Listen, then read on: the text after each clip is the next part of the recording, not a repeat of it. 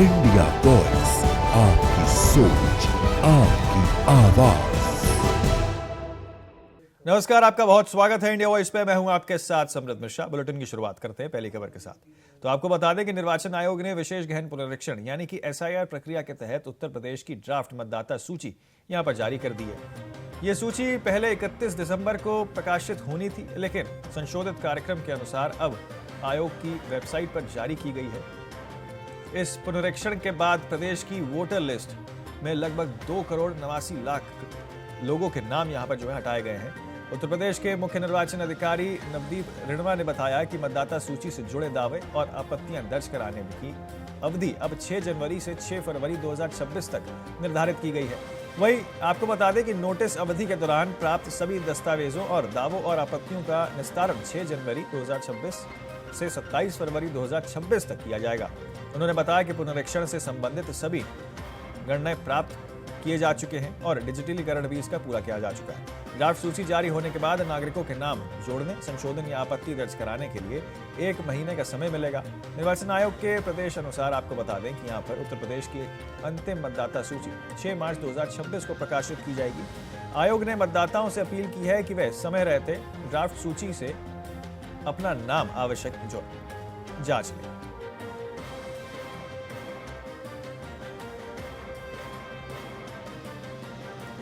तो आपको ग्राफिक्स के माध्यम से दिखा देते हैं कि आखिरकार यूपी के 75 जिलों की सूची आखिरकार क्या रही है। एसआईआर में कितने वोट जो हैं वो देखने को मिले। मेरठ में तकरीबन 24.65%, तो गाजियाबाद में 28.83% वोट, बुलंदशहर में 15% के आसपास। तो वहीं आपको बता दें गौतम बुद्ध नगर में भी और बागपत में तकरीबन 18, आगरा में 23.25%, बागपत में 18.15 और आगरा में 23.25% वोट जो है वो देखने को मिला।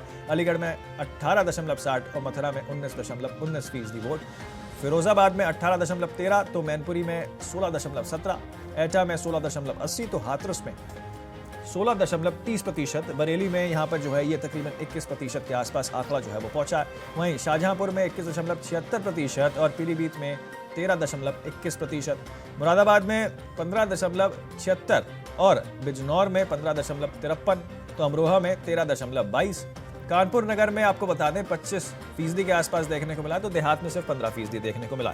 इटावा में तकरीबन 18.95, तो वहीं कन्नौज में भी 21% के आसपास जो है वोट कटे गए हैं।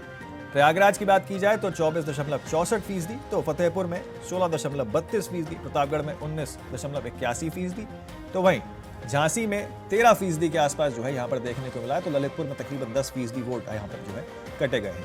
जालौर में 16.34%, तो हमीरपुर में तकरीबन 10% के आसपास, महोबा में 12.42% और बांदा में 13% वोट जो है वो कटे गए।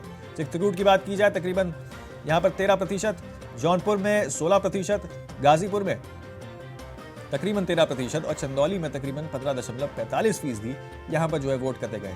सोनभद्र की बात की जाए या फिर भदोही की बात की जाए तो यहाँ तकरीबन 16 से 17% के आसपास देखने को मिला है। तो आजमगढ़ में और मऊ की बात की जाए तो 15 से 17% के आसपास यहाँ पर जो है वोट कटौती देखने को मिली है। तो आपको बता दें किस तरीके से यूपी के तमाम 75 जिलों की जो सूची है वो आखिरकार सामने आई है कि आखिरकार एसआईआर में कितने वोट आखिरकार किस जिले में कटे हैं, जिसको लेकर सियासत भी कहीं ना कहीं गरमाते हुए फिलहाल नजर आ रही है। आजमगढ़ में 15.25%, तो बस्ती में आपको बता दें कि 15.70%, संत कबीर नगर में 19.96%, तो लखनऊ राजधानी की बात की जाए तो 30% वोट यहाँ पर कटने हैं। उन्नाव में तकरीबन 17.51% माफ कीजिए, और आपको बता दें कि रायबरेली में तकरीबन 16.35% वोट जो है वो यहाँ पर कटे गए हैं। आपको बता दें कि किस तरीके से यहाँ पर जो है अब लखीमपुर खीरी में भी जो है, और बहराइच की बात की जाए तो 20.44%, बलरामपुर में 25.98%, सुल्तानपुर में 17.19%, तो बाराबंकी में 16% के आसपास जो है यहाँ पर वोट कटौती देखने को मिली है। कासगंज अमेठी की बात की जाए तो तकरीबन 18% के आसपास देखने को मिला, हापुड़ में तकरीबन 22% के आसपास देखने को मिला, शामली में 16.75%, तो आपको बता दें जालौर में 16.34% के आसपास। ये कुछ आंकड़े हैं जो फिलहाल सामने निकल के आ रहे हैं कि आखिरकार यूपी के कितने जिलों में कितने प्रतिशत वोट कटौती देखने को मिली। और गणना चरण फिर 11 दिसंबर की बजाय 26 दिसंबर तक हमारा चला। 26 दिसंबर को गणना चरण समाप्त हो गया, इससे संबंधित सारी फील्ड की कार्रवाइयाँ समाप्त हो गई थी और हमारा 31 दिसंबर को वोटर लिस्ट प्रकाशन की तिथि थी। लेकिन साथ ही साथ इस जो हमारा फील्ड में जो वर्क चल रहा था, इसके साथ ही साथ भारत निर्वाचन आयोग के निर्देश थे कि अगले जो भी इलेक्शन होंगे उसमें एक पोलिंग स्टेशन पर, एक मध्य स्थल पर 1200 से अधिक वोटर नहीं रहेंगे। तो हमारे जो इससे पहले का एक स्टैंडर्ड था वो 1500 वोटर्स का था, तो काफ़ी ऐसे मध्य स्थल थे जिनमें 1200 से अधिक वोटर थे। तो उसको हमने रैशनलाइज, एक संभाजन की प्रक्रिया है कि नए पोलिंग स्टेशन बनाएं, जहां अधिक मतदाता है उनको शिफ्ट करके नए पोलिंग स्टेशन पे ले जाएं। इस प्रक्रिया में 15,030 नए मध्य स्थल उत्तर प्रदेश में बने और ये अनुमति 23 दिसंबर को हमें प्राप्त हुई भारत निर्वाचन आयोग से। तो उसमें लगभग 7-8 दिन उसमें सर्वर पे ये शिफ्टिंग का काम, नए सेक्शन, नए वो पोलिंग स्टेशन बनाने का लगता है। इसलिए हमने 6 दिन का अतिरिक्त समय भारत निर्वाचन आयोग से मांगा और इसलिए आज 6 जनवरी को हम लोग इस ड्राफ्ट इलेक्ट्रॉन रोल को हमने पब्लिश किया है। 15,44,30,092 मतदाता थे। वो उनमें से जिनके गणना प्रपत्र जो रह रहे हैं उत्तर प्रदेश में, जीवित हैं, या तो स्वयं ने हस्ताक्षर करके दिया या उनके परिवार के किसी वयस्क सदस्य ने हस्ताक्षर करके दिया, वो गणना पत्र जो हमारे पास आए वो थे लगभग 12,55,00,000। एग्जैक्ट है 12,55,56,025। जो पुरानी जो हमारी 27 अक्टूबर 2025 की मतदाता सूची के जितने मतदाता हैं उनका 81.30, 81.30%, यानी इतने हमें लोगों ने वापस साइन करके फॉर्म दिए कि हमारे नाम ड्राफ्ट में होने चाहिए। सो मृतक मतदाता 46.23 लाख, 46.23 लाख, और परसेंटेज के टर्म्स में 2.99% या 2.99%। स्थानांतरित मतदाता जो अपने निवास स्थान से कहीं और शिफ्ट कर गए, वो घर छोड़ दिया जहां उन्होंने वोटर लिस्ट में जब अपना नाम दर्ज कराया था, जिस घर में थे, स्थायी रूप से स्थानांतरित हो गए, या वो लापता या अनुपस्थित रहे या उनको फील्ड में बीएलओ को मिले नहीं, ऐसे 2.17 करोड़ मतदाता हैं। 2.17 करोड़, और अगर प्रतिशत में कहें तो 14.06, 14.06% स्थायी रूप से स्थानांतरित हो गए, या वो लापता या अनुपस्थित रहे या उनको फील्ड में बीएलओ को मिले नहीं, ऐसे 2.17 करोड़। जय हिंद साथियों, उत्तर प्रदेश की मतदाता सूची का आंकड़ा सामने आ गया है और करीब करीब 2,90,00,000 वोट मतदाता सूची से काटे गए हैं। लेकिन यह बहुत ही आश्चर्यजनक बात है, अचंभित करने वाली बात है और बहुत हैरान करने वाली बात है कि इतने बड़े पैमाने पर उत्तर प्रदेश में वोट काटे गए हैं। राज्य निर्वाचन आयोग, यानी कि जो ग्रामीण क्षेत्रों में चुनाव कराता है, बीडीसी के, जिला पंचायत सदस्य के और ग्राम प्रधानों के चुनाव जो कराता है, उसने एक सूची तैयार की जिसमें कहा कि उत्तर प्रदेश में 12,70,00,000 वोट है। ध्यान से सुनिएगा, वो लिस्ट इसी साल में तैयार हुई है, दिसंबर के महीने में जारी हुई है, और उस लिस्ट में राज्य निर्वाचन आयोग ने, यानी कि जो ग्रामीण चुनाव कराए जाते हैं जिला पंचायत प्रधान और बीडीसी के, उसमें राज्य निर्वाचन आयोग ने कहा कि उत्तर प्रदेश में ग्रामीण क्षेत्रों के मतदाताओं की संख्या है 12,70,00,000। अब एसआईआर कराया गया प्रधानमंत्री नरेंद्र मोदी जी के निर्देश पर। चुनाव आयोग के जो मुखिया हैं ज्ञानेश कुमार, जिनको मैं ज्ञानेश कुमार कहता हूं, उनके नेतृत्व में, उनकी अगुवाई में, और वो जो एसआईआर कराया गया पूरे उत्तर प्रदेश में, उसमें शहरी और ग्रामीण दोनों मतदाताओं का गहन पुनरीक्षण यानी कि एसआईआर कराया गया। और उसके बाद आज जो सूची जारी की गई है उसमें कहा गया है कि पूरे उत्तर प्रदेश में 12,55,00,000 वोट हैं। समझ सकते हैं कितना बड़ा मजाक हो रहा है उत्तर प्रदेश के साथ। दिसंबर में ही राज्य निर्वाचन आयोग ने ग्रामीण मतदाताओं की सूची जारी की, उसमें कहा 12,70,00,000 वोट हैं, और 6 जनवरी को ग्रामीण और शहरी दोनों मतदाताओं की सूची एसआईआर के बाद जारी कराई मोदी जी के भक्त ज्ञानेश कुमार जी ने और योगी जी ने, जो मिलकर एसआईआर चलवाया था। उसमें अब वो कह रहे हैं कि 12,55,00,000 वोट हैं। करीब करीब 4 करोड़ शहरी मतदाता कहां चले गए? कैसे उनके नाम जोड़े जाएंगे? जो कैटेगरी बनाई गई है उसमें कहा गया है कि 25 लाख वोट ऐसे हैं जिनके 2 जगह पे नाम है। फिर एक संख्या बताई गई कि करीब करीब 2 करोड़ कुछ लाख मतदाता हैं जिसमें कि वो शिफ्ट हो चुके हैं या अनट्रेसेबल हैं। फिर कुछ लाख संख्या बताई गई, लगभग 45-46 लाख संख्या बताई गई कि वो उनकी मृत्यु हो चुकी है। अब आपने जो कहा कि शिफ्टेड की कैटेगरी में और अनट्रेसेबल की कैटेगरी में, यानी कि वो लोग जो लोग उत्तर प्रदेश से बाहर चले गए हैं उनकी संख्या, या फिर वो लोग जो आपके बीएलओज गए और मिले नहीं, जो आपके बीएलओज गए और मिले नहीं, जो आपके अधिकारी गए और मिले नहीं, ऐसी संख्या आपने बता दी करीब करीब 2 करोड़ 17 लाख के आसपास, 2 करोड़ से ऊपर की संख्या आपने बता दी। तो मुझे बड़ी हैरानी है कि आप इस चीज को कैसे तय कर रहे हैं। करीब 84 लाख मतदाता आपने बता दिया कि आपको मिले ही नहीं उत्तर प्रदेश में। आपके लोग घर घर गए और वो अनट्रेसेबल हैं। जानते हैं ये क्या हुआ है? बीएलओस को, अधिकारियों को दबाव बनाया गया और कहा गया भारी संख्या में कि इन लोगों के वोट काट दो। अब आप जानते हैं किसको टारगेट किया गया होगा? यादव को, मुसलमान को, पिछड़ा को, दलित को, कि भाई इनके वोट काट दो। घर पे बैठे उन्होंने वोट काट दिया और लिख के दे दिया अनट्रेसेबल, यानी कि हम गए और ये मिले ही नहीं। दूसरा क्या किया? बोला शिफ्टेड की कैटेगरी में दिखा दो, उसमें भी उन्हीं वर्ग के मतदाताओं को। और क्या किया कि भाई इनका लड़का वहां चला गया, इनके पिताजी वहां चले गए, ऐसे ऐसे करके 1 करोड़ 25 लाख के आसपास वो मतदाता आपने दिखा दिया। तो मुझे समझ में ये नहीं आ रहा है कि जो लड़का उत्तर प्रदेश का, या जो बुजुर्ग, या जो नौजवान, या जो माताएं बहनें, देखिए यूपी में एसआईआर को लेकर जो है यहाँ पर वोट काटने की बात फिलहाल सामने निकल के आ रही थी। हमारे साथ हमारे संवाददाता अनुराग तिवारी जो है लखनऊ से, वो भी जुड़ चुके हैं। उनके पास चलते हैं, सीधे रुक करते हैं। अनुराग, देखिए यहाँ पर जो है अब कल प्रेस वार्ता की गई चुनाव आयोग की ओर से और सारा आंकड़ा जो है वो अब सार्वजनिक कर दिया गया, लेकिन उसके बावजूद भी राजनीति जो है वो गर्माते हुए नजर आ रही है। हमने भी अपने दर्शकों को आंकड़ा दिखाया कि आखिरकार किस तरीके से यूपी के जितने 75 जिले हैं वहां पे किस किस तरीके से कितने कितने प्रतिशत वोट काटे गए हैं। राजधानी लखनऊ की बात की जाए तो तकरीबन 30% के आसपास वोट कटने की बात फिलहाल सामने निकल के आ रही है। लेकिन यहां लगातार ये बात कही जा रही है कि देखिए जो पिछड़े हैं, आदिवासी हैं, जो दलित हैं, उनका खासतौर पर यहां पर वोट काटा गया, जो कि अभी हमने सुनाया भी संजय सिंह की बाइट में।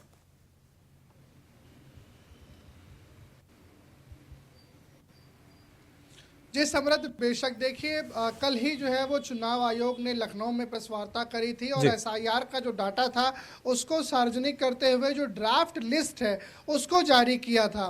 देखिए राजनीतिक दल अभी तक कहीं ना कहीं एक एनालाइज कर रहे होंगे इस लिस्ट को लेकर के, और आप एनालाइज पूरा हो गया है तो बयान भी आना शुरू हो रहा है। संजय सिंह, आम आदमी पार्टी के राज्यसभा सांसद, उन्होंने एक देखिए बड़ा प्रश्न चिन्ह खड़ा किया है एसआईआर करने वाले चुनाव आयोग के ऊपर भी, सरकार के ऊपर भी, और सीधा सीधा देखिए उन्होंने आरोप लगाया है कि जो मुस्लिम हैं, यादव हैं, अल्पसंख्यक हैं, ओबीसी समाज से लोग आते हैं, ये वो लोग हैं जिनके नाम स्ट्रैटेजिकली, इंटेंशनली, यानी पूरी इच्छा शक्ति के साथ जो बीएलओ है उनको आदेशित किया गया सरकार की तरफ से कि इनका नाम काट दिया जाए, नाम काट दिए गए। दिखा ये दिया गया कि या तो वो शिफ्टेड हैं, या तो वहाँ पे हम गए तो वहाँ पे मिले नहीं, तो अनट्रेसेबल की जो कैटेगरी है उस कैटेगरी के अंदर डालने की बात कही। देखिए तमाम राजनीति जो होने की चर्चाएं, कयास लग रहे थे, अब वो शुरू हो गई है। अभी जो फाइनल लिस्ट है समृद्ध, उसके आने में 2 महीने का तो वक्त है, लेकिन अब इन 2 महीनों में राजनीतिक उथल पुथल जो है वो और तेजी गर्माहट साथ देखने को मिलेगी।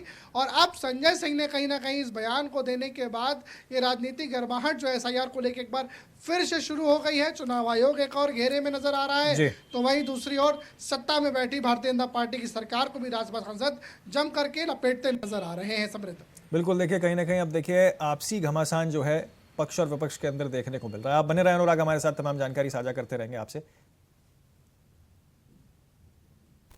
तो देखिए किस तरीके से यहाँ पे यूपी में जो है 75 जिलों के वोट काटने की बात फिलहाल जो है वो सामने निकल के आ रही है। आगे बढ़ते हैं अगली खबर की ओर। आपको बता दें कि 15 जनवरी के बाद हो सकता है मंत्रिमंडल विस्तार। बड़ी खबर है जो फिलहाल सामने निकल के आ रही है लखनऊ से। आपको बता दें जहां पर राजेश्वर सिंह को मिल सकती है बड़ी कमान। भूपेंद्र चौधरी की संभावित मंत्री बनने की चर्चा जो है फिलहाल सामने निकल के आ रही है। मनोज पांडे को भी मिल सकती है बड़ी जिम्मेदारी। खबर आपको बता रहे हैं जो फिलहाल सामने निकल के आ रही है, जहां महेंद्र नाथ सिंह मंत्रिमंडल में शामिल हो सकते हैं। शलभ मणि त्रिपाठी का नाम भी चर्चाओं में जो है यहां पर बताया जा रहा है। तो कई सारे ऐसे नाम हैं जो चर्चाओं में फिलहाल बने हुए हैं। आपको बता दें किस तरीके से यहां पर जो है अब 15 जनवरी के बाद मंत्रिमंडल विस्तार की बात जो है वो फिलहाल सामने निकल के आ रही है, जहां पर आपको बता दें कि कई सारे ऐसे संभावित नाम हैं जो चर्चाएं में चल रहे हैं और इसको लेकर जो है अब तमाम प्रतिक्रियाएं भी सामने निकल के आ रही हैं। देखिए राजेश्वर सिंह को मिल सकती है बड़ी जिम्मेदारी और बड़ी कमान, ये बात फिलहाल सामने निकल के आ रही है। और साथ ही देखिए बीजेपी के तमाम ऐसे नेता हैं जिनके नाम जो हैं वो फिलहाल सुर्खियों में बने हुए हैं कि आखिरकार कौन कौन से वो नाम हो सकते हैं जिनके आगे मोहर लग सकती है। और मंत्रिमंडल विस्तार की चर्चाएं जो है वो अब तेज होते हुए फिलहाल पूरे ही प्रदेश के अंदर नजर आ रही हैं।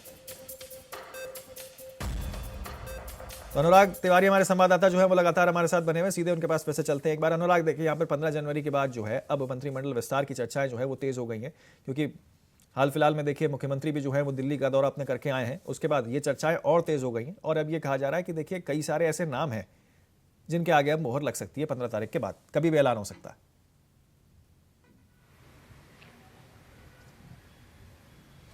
जी समृद्ध, देखिए बेशक मुख्यमंत्री योगी आदित्यनाथ 2 रोज पहले ही दिल्ली गए और दिल्ली में प्रधानमंत्री नरेंद्र मोदी से वो मुलाकात करते हैं। साथ में जो है वो नितिन नवीन के साथ तो मुलाकात करते हैं और तमाम अन्य लोगों के साथ भी मुलाकात उनकी होती है। तमाम चर्चाएं जो है वो मंत्रिमंडल के विस्तार की उस समय ऐसा कयास है कि वहाँ पर बातें हुई होंगी, वहाँ पर जो लिस्ट है वो दिखाई गई होगी कि किसको किसको हम जो रिक्त स्थान है उन पे जो मोर्चे हैं वो उनको दे सकते हैं, मंत्रालय उनको दे सकते हैं। लेकिन इनके पहले देखिए तमाम नाम की जो एक लिस्ट है वो सर्कुलेट हो रही है, चल रही है। शलभ मणि त्रिपाठी का नाम चल रहा है। शलभ मणि त्रिपाठी को कोई अच्छा मंत्रालय मिल सकता है। अब शलभ मणि त्रिपाठी देखिए वही है जो पीएन पाठक के द्वारा आयोजित करेगा, जो ब्राह्मण भोज था, जो बाटी चोखा का भोज उन्होंने आयोजित करा, उसमें वो थे। उनको भी नोटिस मिली थी पंकज चौधरी की तरफ से कि बताइए आप वहाँ पर क्या कर रहे थे और क्या बातें हुई। तो देखिए शलभ मणि त्रिपाठी का भी नाम चल रहा है। साथ साथ उत्तर प्रदेश के सबसे पावरफुल एमएलए बीजेपी के जो माने जाते हैं, लखनऊ की सरोजनी नगर विधानसभा सीट से चुन के आए राजेश्वर सिंह, डॉक्टर राजेश्वर सिंह जो है वो अब उनका नाम भी एक लिस्ट में है। महेंद्र नाथ सिंह का भी नाम चल रहा है। तो देखिए ये कुछ वो नाम है जिन पर आगे भविष्य में मोहर लगते दिख सकती है, क्योंकि चर्चाओं में ये नाम लखनऊ में भी तेज है और दिल्ली में भी तेज है। मंत्रिमंडल का देखिए विस्तार होना ही है। ऐसे में तमाम जातिगत जो चेहरे हैं, देखिए जाति समीकरण को बनाने का भी जो प्रयास है वो किया जाएगा। ऐसे में जो जाति में प्रबलतम चेहरे हैं, शलभ मणि त्रिपाठी ब्राह्मण जाति का अच्छा नेतृत्व करते हैं, तमाम मुद्दे समय समय पर ब्राह्मण जाति के उठाते आए हैं। ऐसे में कयास है कि उनको भी अच्छा मंत्रिमंडल में जगह मिल सकती है, अच्छा मंत्रालय मिल सकता है। डॉक्टर राजेश्वर सिंह क्योंकि वो ब्यूरोक्रेसी से होकर के पॉलिटिक्स तक की तरफ आए हैं, क्षत्रिय समाज की भी एक जो लगाव है वो देखने को मिलता है। और तमाम जो अन्य लोग हैं, अन्य दल हैं उस क्षेत्र में, सरोजनी नगर विधानसभा क्षेत्र के अंदर है, वहाँ पे कोऑर्डिनेशन बड़ा अच्छा बैठा लेते हैं। ऐसे में हो सकता है उनको भी मौका मिल जाए। तो देखिए तमाम नाम हैं, लेकिन जो जाति समीकरण है समृद्ध, उसको भी देखा जाएगा और जाति समीकरण के अनुसार जो बिल्कुल देखिए अनुराग आप सही बात कर रहे हैं। जातीय समीकरण भी काफी बड़ा मुद्दा जो है वो आने वाले दिनों में मंत्रिमंडल की इस चयन के लिए बना हुआ है। बहुत शुक्रिया आपका तमाम जानकारी हमारे साथ साझा करने के लिए। नजर जो है आप इन सभी खबरों पर फिलहाल बनाए रखिए।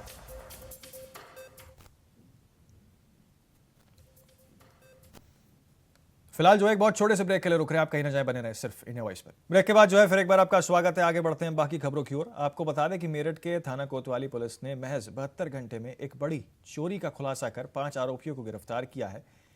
एएसपी कोतवाली अंतरिक्ष जैन के नेतृत्व में 3 पुलिस टीमों ने सतर्कता और कड़ी निगरानी के बाद नाजिम, फैजान, हमदाम और सालिम और अजहर को यहां पर पकड़ लिया। पुलिस ने चोरी किया गया सोना चांदी और का सामान भी यहां पर जो है 100% बरामद किया।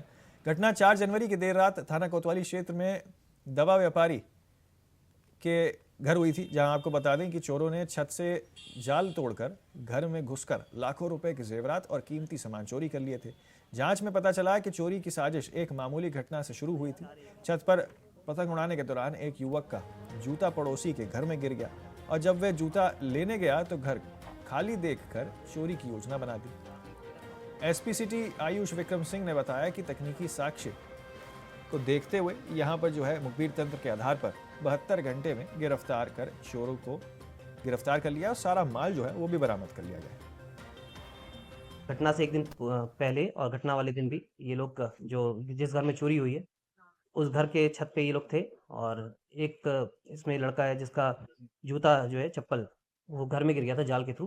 तब जब ये लोग चप्पल उठाने के लिए घर में घुसे थे तब इन्होंने देखा घर में कोई नहीं है और इन्होंने तब वहाँ पे प्लान बनाया कि यहाँ पे घर में चोरी की जाएगी। और उसके बाद ये लोग रात में 8 बजे आए और 8 बजे आने के बाद इन्होंने घर में ये चोरी की घटना कारित की है। इसमें से एक लड़का हमदान है, इसके पास से हमें तमंचा भी बरामद हुआ है और जानकारी की जा रही है तमंचा कहाँ से आया था, कैसे लाए थे और इनका अभी तक कोई हमें आपराधिक इतिहास नहीं मिला है, उसके बारे में विस्तृत जानकारी की जा रही है। फिलहाल ये 5 लोगों को गिरफ्तार किया गया है और इन्हें माननीय न्यायालय के सामने पेश कर आवश्यक विधि। मेरठ के थाना कोतवाली इलाके में हुई चोरी का खुलासा पुलिस ने महज 72 घंटे के अंदर कर दिखाया है। इस पूरे प्रकरण में पुलिस ने 5 आरोपियों को गिरफ्तार किया है। 5 आरोपियों से बाल चोरी का सोने जेवरात भी पुलिस ने 100% बरामद किए हैं। पुलिस ने इसमें एक आरोपी से तमंचा और कारतूस भी बरामद किया है। बताया जा रहा है एसपी के नेतृत्व में 3 टीमें गठित की गई थी, जिसके बाद इन आरोपियों को मॉनिटरिंग करते हुए गिरफ्तार किया गया है। जिस घर में इन लोगों ने चोरी की है उसके बराबर से छत से ये लोग पतंग उड़ाया करते थे, जहां पर इनका जूता गिरता है और वो जूता लेने एक शख्स नीचे उतरता है। जब देखते हैं एक घर में कोई नहीं है तब ये लोग उस घर को निशाना बनाते हुए देर रात उसमें सोना जेवरात और कुछ सामान वहां से उड़ा कर ले जाते हैं। पुलिस हरकत में आती है, तत्काल मुकदमा दर्ज किया जाता है और 72 घंटे के अंदर इन आरोपियों को गिरफ्तार करते हुए माल भी बरामद किया गया है। मेरठ के एसपी सिटी आयुष विक्रम सिंह ने इस पूरे मामले का प्रेस वार्ता करते हुए बड़ा खुलासा किया है। कैमरामैन मोहसिन खान के साथ मैं शाहरुख तवी, इंडिया वॉइस मेरठ। तो फिलहाल के लिए इस बुलेटिन में मेरे साथ इतना ही। जल्द होंगे हाजिर और खबरों के साथ। आप बने रहें सिर्फ इंडिया वॉइस पर।